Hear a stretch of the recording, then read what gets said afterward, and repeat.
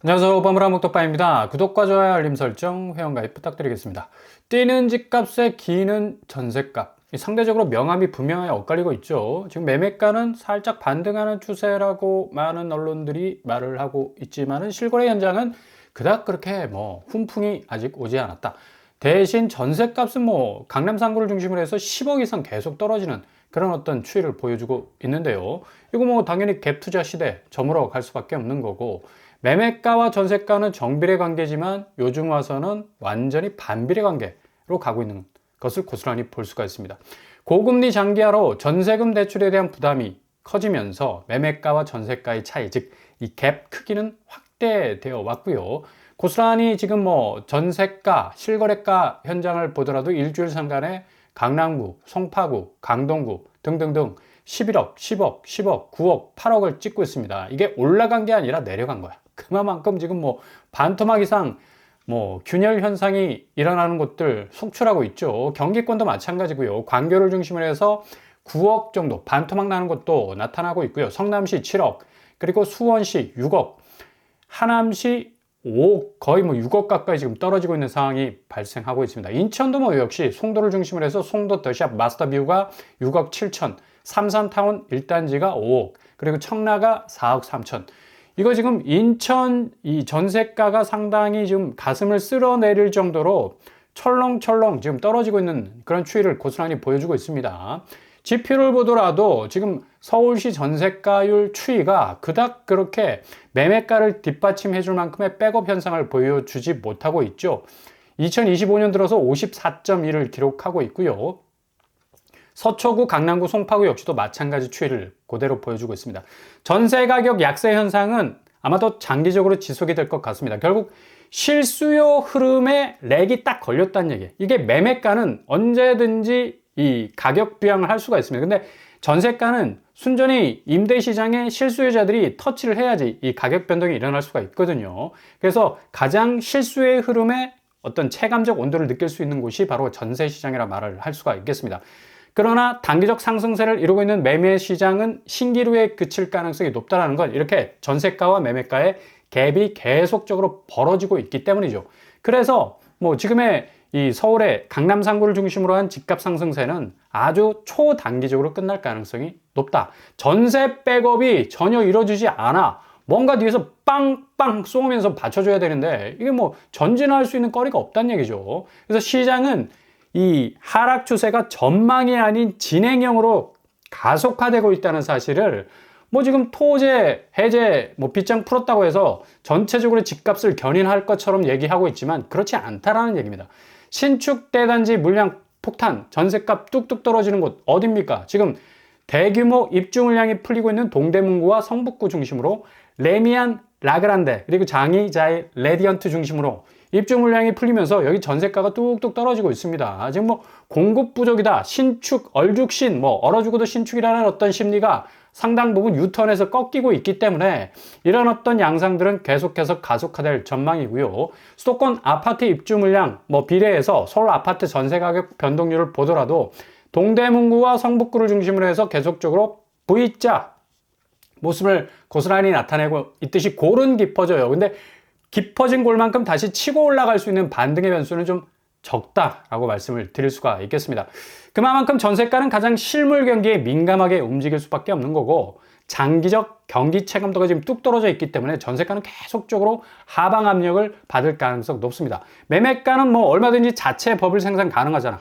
호가 올려치고, 그리고 자전거래 등등등등 해서 집값 인공적으로 띄우려고 했던 그런 어떤 작업들이 가능한 곳인데, 전세가 못 속입니다. 이거는 그때그때 어떤 경기 체감도 그리고 부동산 심리를 반영하는 곳이기 때문에 매매가의 저점 포인트를 확실하게 전세가 하락으로 잡는다면 앞으로의 어떤 이 구축 매매가 이 하방 압력을 제대로 간파할 수 있는 그런 어떤 이 관점을 가질 수도 있겠고요. 이런 의미에서 지금 결코 서두를 이유가 없어요.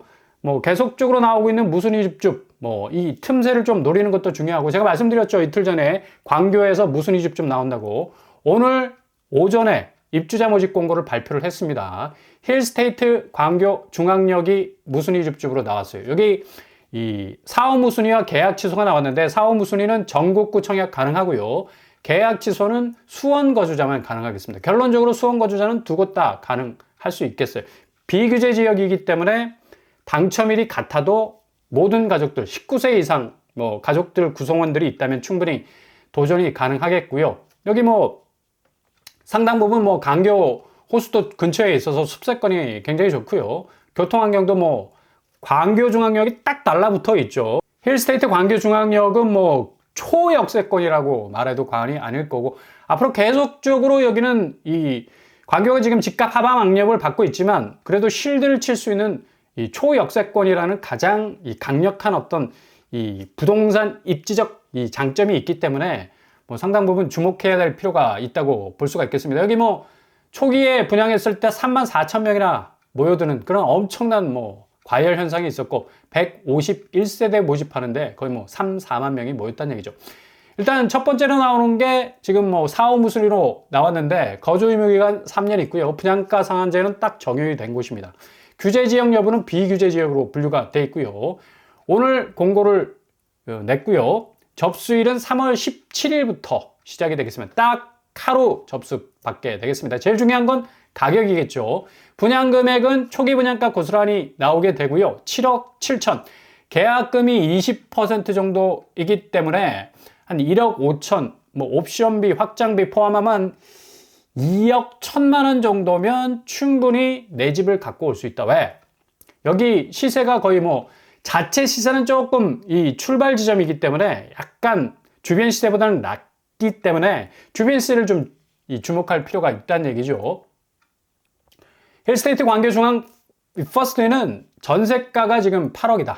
그럼 지금 7억 7천 정도 분양가가 나왔기 때문에 충분히 이 전세 보증금으로 잔금을 해결할 수 있는 그런 어떤 틈새가 있을 수가 있겠습니다. 그리고 자연인 힐스테이트 주변 시세가 한 14억 정도 하고 있기 때문에 거의 뭐 반값에 준하는 분양가라고 볼 수가 있겠습니다. 그리고 이 주변에 있는 아파트 시세를 보면 광교 센트럴뷰 여기 12억 3천에 매매가 됐는데 매물은 14억까지 나오고 있고요. 그리고 전월세는 5억 8천 정도 형성이 되어 있습니다. 그리고 계약 취소 주택은 여기 84제곱으로 나왔어요. 9억 3천으로 나왔는데 여기 좀 84제곱은 상당히 분양가가 비싸다. 20% 계약금 20% 1억 8천 정도 하면 계약금만 한 2억 5천 정도, 옵션비, 확장비 뭐 이렇게 이모저모 합치더라도 그런 어떤 이 분양 대금에 대한 어떤 압박감은 있을 수 있겠습니다. 여기 광교 센트럴뷰 34평이 13억 3천, 매물은 거의 뭐 14억까지 나와 있고요. 69제곱보다는 조금 더 이 압박감을 느낄 수 있는 그런 어떤 가격대라고 할 수가 있겠네요. 여기도 접수일이 3월 17일, 발표일은 3월 20일 똑같습니다. 그럼에도 불구하고 수원 거주자는 두 곳 다 가능할 수 있겠다. 왜냐? 여기 비규제 지역이기 때문에. 70 타입 69제곱은 거의 뭐 30평대 평면도 가지고 있고요. 84 타입하고 유사한 그런 어떤 평면도를 가지고 있습니다. 84 타입은 이 드레스룸이 장착이 되어 있네요. 힐스테이트 광교 중앙역 퍼스트는 뭐 광교 중앙역하고 지하로 상가가 연결이 되어 있습니다. 그래서 뭐 쓸세권이라고 그러잖아요. 슬리퍼 질질 끌고 가가지고 쇼핑할 수 있는 가장 선호하는 어떤 아파트 단지가 될 수가 있겠죠. 앞으로 뭐 이 시세 부분은 더욱더 치고 올라갈 가능성은 충분히 있겠습니다. 신분당선 지나가는 그런 어떤 교통 입지적 이 장점이 있고요. 일단은 여기 전매 제한이 없습니다. 거주 의무 기간 3년, 신청 자격은 국내에 거주하는 만 19세 이상인 분 모두 가능합니다. 단 이 두 곳으로 나뉘어져서 나왔기 때문에 계약 취소 주택은 수원 거주자만 가능하겠고요. 유주택자 5월까지 무순위 입주 가능합니다. 무주택자, 유주택자 전국구 가능할 수 있겠습니다. 이렇게 지금 뭐 부동산 시장이 늘 우회로 틈새를 찾아볼 수밖에 없는 건 이렇게 계속적인 어떤 한국 경제의 전체적인 디플레이 현상, 그리고 미국의 엄청난 인플레 현상이 가중이 되다 보니까 뭐 심각한 어떤 이 부동산 이 자산 시장의 위기가 올 수밖에 없다라는 것. 지금 뭐 중국이 가장 지금 5년 상간에 뭐 엄청난 부동산 늪에 빠져 있지 않습니까? 중국은 전세가 없어요.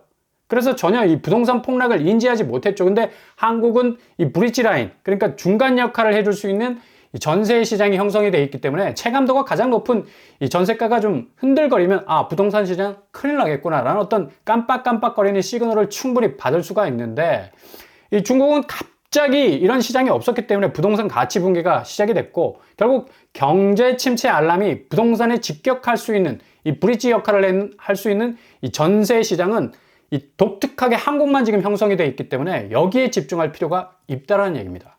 그래서 지금까지는 뭐 전세가 이런 어떤 시그널 효과보다는 인위적 부양으로 많이 쓰였죠. 어떻게 해서든 뭐 매매가를 호가사로 위정해서 실거래가 업하듯이 전세 시장 역시도 뭐 어떻게 해서든 갭 투자로 들어가가지고 집값 띄우기 위해서 그냥 설레발을 쳤었는데, 결국 대출 문제, 금리 문제, 집값 흔들기 악재로만 전세 시장이 작용이 됐었다. 그래서 이 부분에 있어서는 다른 거 다 필요 없습니다. 가장 심각한 부동산의 경고등으로 바라봐야 할 시장이 전세 시장이다. 지금 전세 시장 뭐 조금씩 오른다 아니면 내린다 뭐 이런 말들이 많지만 지금 완전히 무참히 지금 무너지고 있습니다. 매매 시장이 상당 부분 어려울 거예요. 지금 뭐 토지 해제에서 뭐 집값 불쏘시개다, 뭐 영향은 제한적이다, 뭐 이렇게 이런 명암이 엇갈리고 있지만 확실히 지금 이 한국 부동산은 대조정기에 와 있다라고 말씀을 드릴 수가 있습니다. 이거는 뭐 고스란히 지금 미국 시장하고도 닮아 있어요. 미국 시장은 뭐 한국 부동산 시장하고는 뭐 부채 면에서는 뭐 다른 어떤 이 느낌적 느낌을 주는 시장이라고 할 수가 있겠지만, 여기는 뭐 금융시장에 모든 자본이 다 붙여 있으니까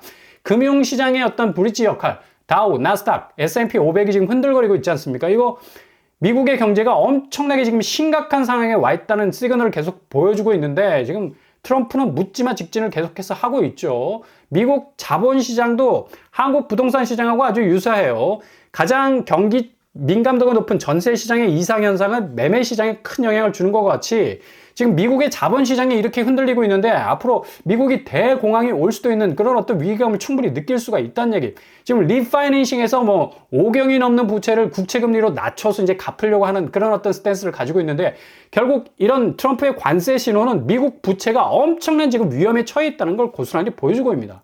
그래서 주식과 가상화폐, 이 자본 브릿지가 미국 경제 전체에 대한 우려로 이게 각인이 돼야 되는데, 이건 뭐 대변화다, 뭔가 조금 더 버티면 뭔가 엄청난 이 대부흥이 올 것이다라고 이렇게 트럼프는 얘기를 하고 있지만 그렇지 않습니다. 트럼프가 미 경기 침체를 불사하고라서라도 이 관세 부분을 밀고 나가겠다라는 건 엄청난 자본시장에 위기를 불러올 수 있는 굉장한 어떤 위험 신호다라고 말씀을 드릴 수가 있습니다. 그러니까 위험 신호 무시하는 것이 위험 그 자체보다 더 위험하다 할 수 있다는 얘기죠. 그러니까 브릿지의 균열이 중간 징검다리, 그러니까 좀 어느 정도 위기를 건너갈 수 있게 하는 그 징검다리 자체도 순삭시켜 버릴 수가 있다는 얘기예요.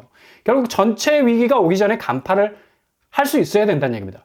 미국의 대공황, 한국 아파트 시장 당연히 직격할 수밖에 없고요. 지금 뭐 계속해서 국채금리 낮춰가지고 어떻게 해서든 이 세수 부분에 있어서 관세 매기면 결국 미국이 얻는 가장 큰 이익은 세수 수입이 확대가 되는 그런 어떤 결과로 가지 않겠습니까? 지금 뭐 미국 국가 채무 비율이 119%로 OECD 평균보다 훨씬 높은데, 그러니까 이 상황을 어떻게 해결을 할 수가 있겠습니까? 그러니까 뭐 안면 몰수하고 계속적으로 이 관세 정책을 밀어붙일 수밖에 없는 건데, 이런 어떤 이 분위기가 계속적으로 가중이 된다면 트럼프의 어떤 정치적 입지뿐만 아니라 전반적으로 미국 경제는 엄청난 수렁 속으로 빠져들 가능성이 높다는 얘기죠. 결국 이렇게 가다가는 증시와 가상화폐가 붕괴될 수도 있고요.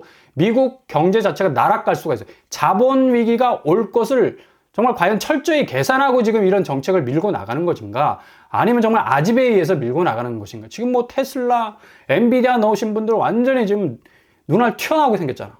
그래서 아마도 4월 말부터 5월까지는 다시 부양을 위한 단추를 충분히 누를 가능성이 아주 많다라고 조망이 되고요. 이거 안 하면 뭐 트럼프 자체의 입지적, 정치적 입지나 뭐 경제적 입지나 모든 입지가 다 그냥 쑥으로들 건데. 아무튼 한국 아파트 시장은 지금이나 이후나 대조정의 변화. 호재는 호재대로 비껴가고 악재는 그냥 그대로 끌어안는 그런 어떤 참 어처구니 없는 자산시장의 후퇴 현상이 계속적으로 일어날 겁니다. 그러니까 어느 때보다도 초기 비용을 저렴하게 가져가시는 것이 가장 좋은 방법일 수 있겠습니다.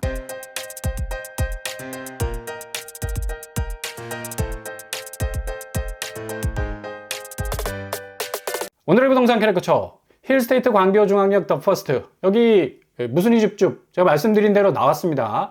일단 뭐 방값에 준하는, 그리고 지금 교통 입지가 광교에서 제일 좋아요. 역하고 아파트가 붙었어. 그냥 딱 붙었어.